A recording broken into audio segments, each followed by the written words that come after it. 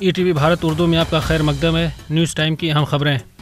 امریکی محکمہ خارجہ کے ترجمان نے بھارت میں کانگریس پارٹی کے کچھ بینک اکاؤنٹس کو منجمد کیے جانے پر کہا کہ ہم ان مسائل میں سے ہر ایک کے لیے منصفانہ، شفاف اور بروقت قانونی عمل کی حوصلہ افزائی کرتے ہیں۔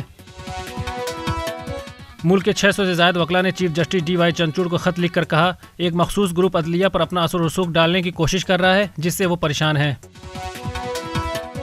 اروند کیجریوال کو دہلی ایکسائز پالیسی معاملے میں جمعرات کو راؤز ایونیو کورٹ میں پیش کیا گیا، جہاں عدالت نے کیجریوال کی ریمانڈ میں 1 اپریل تک توسیع کر دی ہے۔ اروند کیجریوال نے کہا کہ ای ڈی کا مقصد صرف مجھے گرفتار کرنا تھا۔ کیرلا کے وزیر اعلیٰ پنارائی وجین نے دعویٰ کیا ہے کہ وہ 2 مسلمان ہی تھے جنہوں نے بھارت ماتا کی جے اور جے ہند کے نعرے دیے تھے۔ بی جے پی ان نعروں کو ترک کر دے۔ انہوں نے کہا کہ شاید سنگھ پریوار والوں کو معلوم ہی نہیں کہ یہ نعرے مسلمان نے لگائے تھے۔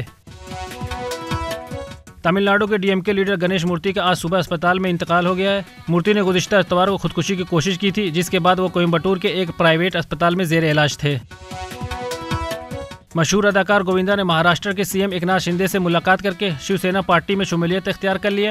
گووندا کو ممبئی نارتھ ویسٹ سیٹ سے ٹکٹ بھی مل سکتا ہے۔ مرکزی حکومت نے نوٹیفیکیشن کے ذریعے ناگالینڈ کے 8 اضلاع اور دیگر 5 اضلاع کے 21 پولیس اسٹیشن میں افسپا کی توسیع کر دی ہے۔ ان اضلاع کو 6 ماہ کے لیے حساس علاقہ بھی قرار دیا گیا ہے۔ نیشنل کانفرنس کے نائب صدر عمر عبداللہ نے کہا کہ مرکزی وزیر داخلہ کو 10 سال حکومت کرنے کے بعد الیکشن قریب آتے ہی افسپا کی منسوخی یاد آئی ہے۔ 2 بار حکومتی میعاد پوری کرنے کے دوران ان لوگوں کو اس کالے قانون کی منسوخی کا خیال نہیں آیا۔ عمر عبداللہ کا کہنا ہے کہ بی جے پی نے لوک سبھا انتخابات کے پیش نظر جموں و کشمیر میں افسپا ہٹانے کا وعدہ کیا ہے۔ عمر عبداللہ نے کہا کہ جب میں نے 2011 میں افسپا خلاف جدوجہد شروع کی تو اس وقت اسی حکومت کے وزیر جنرل وی کے سنگھ نے اس کی مخالفت کی اور افسپا کی منسوخی کے پروگرام کو سبوتاژ کیا، اور آج یہ لوگ جموں کشمیر کے عوام کو جھانسا دینے نکلے ہیں۔ اسرائیلی فوج کی غزہ میں الشفا اسپتال میں جارحیت جاری ہے۔ یورومیڈ ہیومن رائٹس مانیٹر نے دعویٰ کیا ہے کہ اسرائیلی فورسز نے صرف 1 ہفتے کے دوران الشفا اسپتال اور اس کے قرب و جوار میں 13 نہتے بچوں کو براہ راست گولی مار کر قتل کر دیا۔ وسطی غزہ کے ایک اسپتال کا دورہ کرنے والی ڈاکٹروں کی ایک بین الاقوامی ٹیم اسپتالوں کو دیکھ کر دنگ رہ گئی۔